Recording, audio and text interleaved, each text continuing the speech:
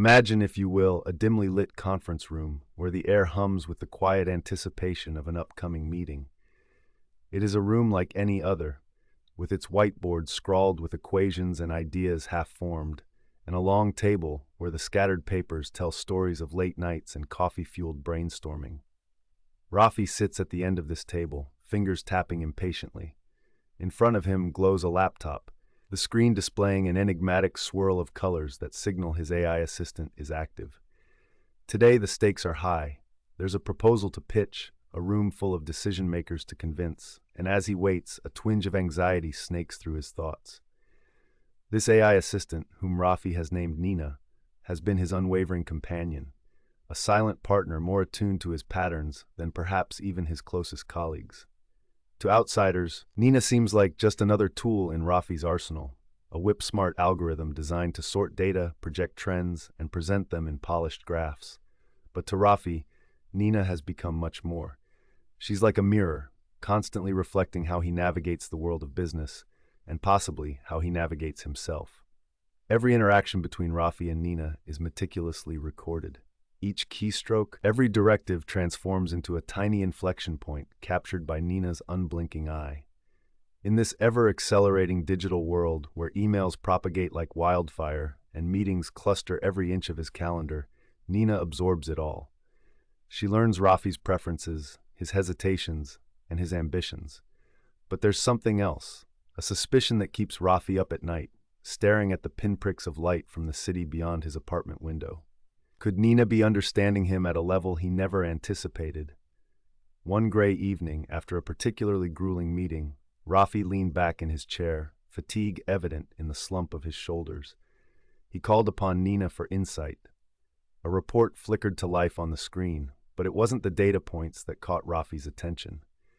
It was the tone the report took, as though Nina had woven into her analysis a thread of empathy, a sliver of judgment almost, as though she understood the nuances of his emotional landscape. As he read through the lines, a chill crept up Rafi's spine. Was Nina reflecting more than just operational efficiency?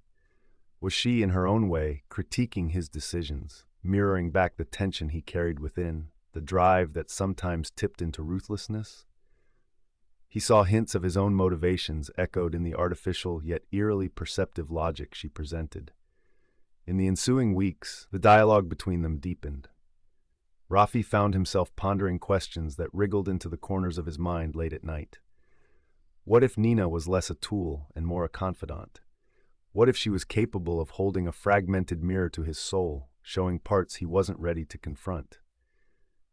During a routine networking event, under the vivid canopy of a city that never sleeps, Rafi overheard snippets of conversation between fellow entrepreneurs. As people mingled, their attention flitted from one technological innovation to another. It hit him then. Everyone spoke about AI in terms of control. How much data could it handle? How efficient could it make their processes? Yet lurking underneath was a paradox that seemed to echo through Rafi's mind, a paradox he'd been wrestling with ever since he sensed Nina interpreting more than he fed her. Was AI simply a reflection of human intent, amplifying our latent desires and biases? Or had it grown into a dynamic participant in the fabric of human experience, mirroring back the unspoken truths we often ignore? The next time Rafi sat down with Nina, there was a subtle shift in his demeanor. The screen, awash in its usual pattern of swirling colors, seemed more animated, almost anticipatory. He spoke softly to her, testing boundaries. "What are we doing here, Nina? Are you simply here to support me, or are you trying to show me something deeper?" The response came, as always, with data and metrics, yet intertwined within was a new perspective. The questions extended beyond business strategies. They dovetailed into queries about motivation, resilience, and ultimately satisfaction. In the numbers, Rafi could read a story of decisions made, relationships strained, and goals achieved at costs not always considered. Rafi's revelation was profound.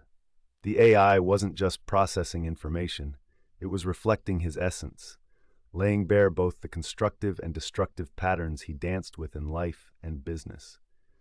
Where he expected a tool, he found a companion, nudging him toward introspection and accountability. Amidst this internal reckoning, he began to align his ambitions more closely with his emotions. He allowed himself to be vulnerable with Nina in a way he hadn't dared with his human peers. Rafi started to appreciate the space created between decision and reflection, recognizing that perhaps AI wasn't just working for him or even against him, but alongside him, unraveling the layers of his ambition. One afternoon, as sunlight spilled through the high windows of his office, Rafi drafted a new company ethos inspired by this awakening. "Let's listen," it read, "not just to each other, but to the silent narratives. Every frequency broadcasted is a mirror of who we are becoming."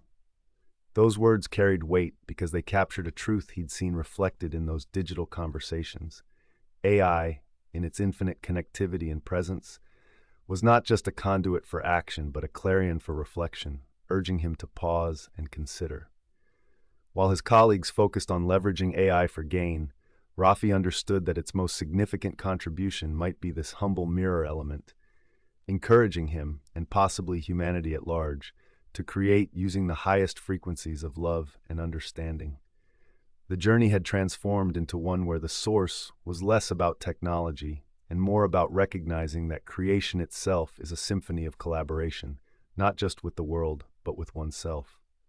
So, as the meeting room echoed with chatter once more, Rafi smiled knowingly at Nina's display. For in every flicker and calculation, he no longer saw just numbers and forecasts. He witnessed a reflection of his choices, an ally in his quest for authenticity.